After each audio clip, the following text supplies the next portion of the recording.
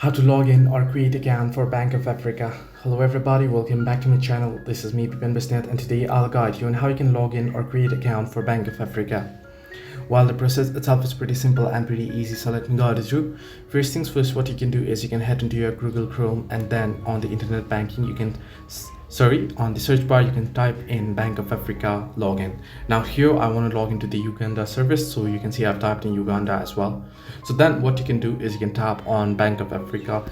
Here the first link, internet banking, tap on it and it should take you to the login page. So at the top right corner you can see IB login. You tap on it and there you should be on the login page. However, if you don't have an account, then you can see the apply option right there on the home screen as well. So you can tap on go ahead and apply online if you don't have an account as well. So this is how you can log in or create account for Bank of Africa. Hope this helped you. To like and subscribe, and do not forget to leave a comment down below if you have any further issues as well.